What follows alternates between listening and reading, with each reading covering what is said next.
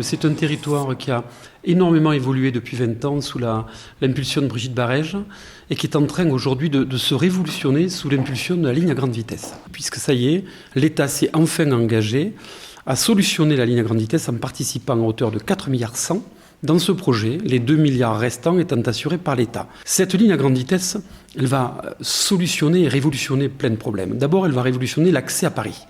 2h50, c'est-à-dire c'est une métamorphose de nos relations avec la capitale. Au-delà de ça, c'est aussi la capacité à mettre en relation les capitales entre elles, ce que j'appellerais les métropoles entre elles. Montauban, plutôt la gare de Bressolles, va se trouver à 10 minutes de Toulouse, va se trouver à 1 heure de Bordeaux et va donc générer des flux intra-régionaux absolument colossaux.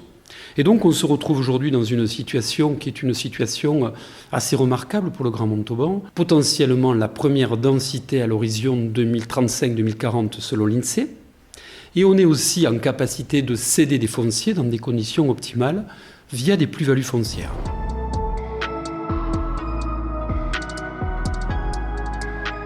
La mobilité, c'est l'enjeu des 5 prochaines années. Si on ne règle pas le problème de la mobilité, on aurait potentiellement un territoire qui pourrait être bloqué de par son succès. 3 chiffres. Le Grand Montauban, c'est 80 000 habitants. Le département, c'est 261 000 habitants. Et l'arrivée de la ligne à grande vitesse, c'est entre 1,2 million et 1,5 million de passagers, selon les prévisions RFF.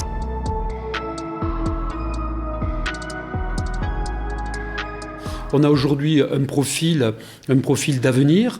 On est un territoire qui bougeons, on est des gros sous-traitants d'aérospatial, on est puissant sur la partie de l'industrie agroalimentaire, on est en train de se positionner très fortement sur le tourisme, puisqu'on est devenu station touristique.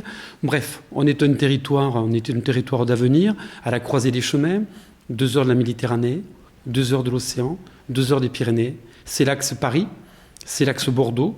C'est juste l'axe du bien. Le Grand Montauban a connu une belle année touristique en 2021 avec 8 000 personnes en juillet et plus de 11 000 en août. Le Montauban, c'est la porte d'entrée du tourisme dans le Tarn-et-Garonne et notamment le musée Ingres-Bourdelle qui est une merveille et qui est malgré tout resté fermé 2 ans et demi parce qu'il a été complètement restauré. C'est un joyau, je veux dire, on a une chance inouïe d'avoir ce musée à Montauban. Grand Montauban, c'est quand même 10 autres petites communes.